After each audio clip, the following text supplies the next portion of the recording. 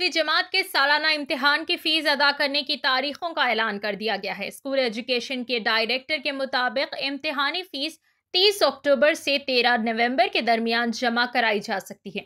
तलबा को हिदायत दी गई है कि वो अपनी फीस स्कूल के हेडमास्टर के जरिए अदा करें। हेडमास्टर्स को 14 नवंबर तक ऑनलाइन फीस जमा कराने और इसकी तफसीलात 18 नवंबर तक जिला तालीमी अफसर डीईओ को पेश करने की हिदायत दी गई है। मजीद बताया गया है कि 50 रुपए लेट फीस के साथ 29 नवंबर तक, 200 रुपए लेट फीस के साथ 2 से 11 दिसंबर तक और 500 रुपए जुर्माने के साथ 15 से 29 दिसंबर के दरमियान इम्तिहानी फीस जमा कराने की इजाजत दी गई है। हैदराबाद में गौरक्षक सोनू सिंह पर हुई फायरिंग के वाक़े के खिलाफ बीजेपी ने एहतजाज किया, जिसके नतीजे में तेलंगाना डीजीपी के दफ्तर के करीब कशीदगी देखी गई। पुलिस ने एहतजाजी कारकुनों और कायदीन को असेंबली के करीब ही रोक दिया और इनको हिरासत में ले लिया। जाफरानी जमात के कायदीन और कारकुनों के अचानक इस एहतजाज के सबब मसरूफ असेंबली रूट पर ट्रैफिक जैम हो गई और गाड़ी सवारों को मुश्किल सूरत हाल पेश आई। एहतजाजी कायदीन और कारकुन हुकूमत के खिलाफ नारेबाजी कर रहे थे। इनके हाथों में बीजेपी के झंडे और प्ले कार्ड्स थे। पुलिस की जानिब से एहतियाती तौर पर डीजीपी के दफ्तर के सामने भारी जमीयत को तैनात किया गया था। लकड़ी का पुल, खैरताबाद, बशीरबाग इलाकों में भी पुलिस की बड़ी तादाद देखी गई। Commissioner task force west zone की टीम ने बंजारा हिल्स पुलिस स्टेशन के हुदूद में एक होटल पर छापा मारकर जिस्म फरोशी के रैकेट को बेनकाब किया।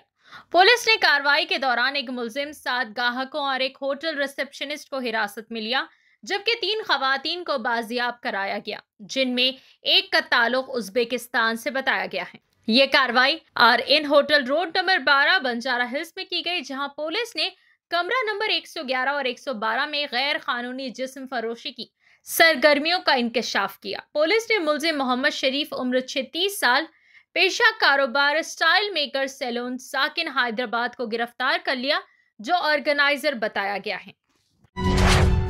हैदराबाद शहर के बल्लागुड़ा पुलिस स्टेशन के हुदूद में पुलिस ने भारी मिकदार में गांजा जब्त किया है। South east zone task force police ने गांजे की स्मगलिंग में मुलविस 3 अफराद को गिरफ्तार करके इनके कब्जे से 908 किलो खुश्क गांजा बरामद किया, जिसकी मालियत तकरीबन 2 करोड़ 70 लाख रुपए बताई गई है। साउथ ईस्ट जोन के डीसीपी चैतन्य कुमार ने मीडिया से बात करते हुए बताया कि बैन रियासती गांजा स्मगलिंग रैकेट को गिरफ्तार किया गया है। इनके मुताबिक मुलजिमीन ओडिशा के मलकनगिरी इलाके से गांजा लाकर हैदराबाद के रास्ते महाराष्ट्र के नासिक ले जा रहे थे। पुलिस ने कार्रवाई के दौरान तमाम मुलजिमीन को गिरफ्तार करके गांजा जब्त कर लिया। सिकंदराबाद से निजामाबाद के रास्ते पहली बार नई रेलवे सर्विस दिल्ली के लिए शुरू की जा रही है। जुनूबी वसतई रेलवे के हुक्काम ने ऐलान किया है कि सिकंदराबाद, कामारेड्डी, निजामाबाद, नांदेड़ और अकोला के रास्ते दिल्ली तक खुसूसी वीकली एक्सप्रेस ट्रेन का आगाज किया जा रहा है। रेलवे हुक्काम के मुताबिक ये ट्रेन हफ्ते में 2 मरतबा चलाई जाएगी। दिल्ली तक इस नई सर्विस के आगाज से मुत्तहिदा निजामाबाद जिला के अवाम के लिए कौमी दारुल हुकूमत तक का सफर मजीद आसान और सहल हो जाएगा। तेलंगाना में सरकारी स्कूलों में नाफिज मिड डे मील स्कीम के तहत काम करने वाले मुलाजिमीन की तनख्वाहों की अदायगी के लिए हुकूमत ने फंड्स जारी कर दिए हैं। स्कूल एजुकेशन डायरेक्टर नवीन निकोलस ने कुक कम हेल्पर्स के एजाजी मुशाहरे की अदायगी के लिए 44.73 करोड़ रुपए के बजट के इजरा के अहकामात जारी किए हैं। ये बजट रियासती हुकूमत की जानिब से माहाना इजाफी 2000 रुपए एजाजी मुशाहरे की अदायगी के लिए जारी किया गया है। राउडी शीटर की जानिब से जिनसी तौर पर हरासानी करने पर मायूसी के आलम में एक शादीशुदा खातून ने खुदकुशी कर ली।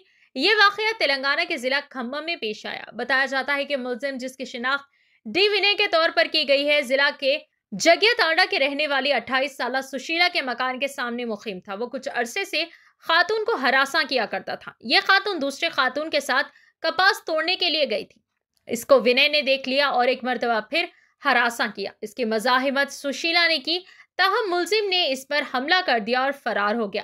बादअज़ां सुशीला ने घर से वापसी के बाद मकान में फांसी लेकर खुदकुशी कर ली। खातून के शौहर ने इस सिलसिले में पुलिस से शिकायत की और इल्जाम लगाया कि विनय की हरासानी बर्दाश्त न करते हुए इसकी बीवी ने खुदकुशी की है। कमिश्नर पुलिस रचकुंडा सुधीर बाबू ने प्रेस कॉन्फ्रेंस में बताया कि फायरिंग केस का मरकजी मुलजिम 24 साल मोहम्मद इब्राहिम कुरैशी मवेशियों की गैर कानूनी मुंतकली के कारोबार से वाबस्ता है। इसके साथ ही 29 साल श्रीनिवास और 22 साल हसन बिन मोहसिन को भी हिरासत में लिया गया, जबकि एक और मुलजिम मोहम्मद हनीफ कुरैशी 34 साल फरार है। ये वाकया 22 अक्टूबर को यमुनमपेट गटकेसर के करीब पेश आया, जब गौरक्षक दल के कारकुन प्रशांत कुमार उर्फ सोनू सिंह पर गोली चलाई गई। तहकीकात में इंकशाफ हुआ कि सोनू सिंह को उसके दोस्त श्रीनिवास ने मुलाकात के लिए बुलाया था, जहां इब्राहिम कुरैशी ने गाय की गैर कानूनी मुंतकली को बेनकाब करने पर झगड़े के दौरान इसके सीने पर गोली मार दी। पुलिस ने जवाखे से 2 कारतूस, सिगरेट के टुकड़े, एक देसी पिस्तौल, एक स्विफ्ट कार और 3 मोबाइल फोन जब्त किए। जख्मी को पहले मिटपली अस्पताल और बाद में हालत नाजुक होने पर यशोदा अस्पताल मुंतकिल किया गया, जहां इसके जिस्म से गोली निकाली गई। इब्तिदाई तहकीकात में पता चला कि फायरिंग की असल वजह इंतकाम और माली तनाज़ा था। मुलजिम इब्राहिम को सोनू सिंह की कार्रवाइयों से तकरीबन 1 करोड़ रुपए का नुकसान हुआ था और सोनू ने मुबैना तौर पर 5 लाख रुपए ना देने पर इसके कारोबार को मजीद बेनकाब करने की धमकी दी थी। पुलिस ने तीनों मुलजिमीन को 23 अक्टूबर की सुबह शमशाबाद से गिरफ्तार किया। कमिश्नर पुलिस रचकुंडा जी सुधीर बाबू IPS ने फौरी कार्रवाई पर पोचाराम पुलिस और स्पेशल ऑपरेशन टीम की कारकर्दगी की सताइश की। फिलहाल के लिए बस इतना ही। देखने के लिए शुक्रिया।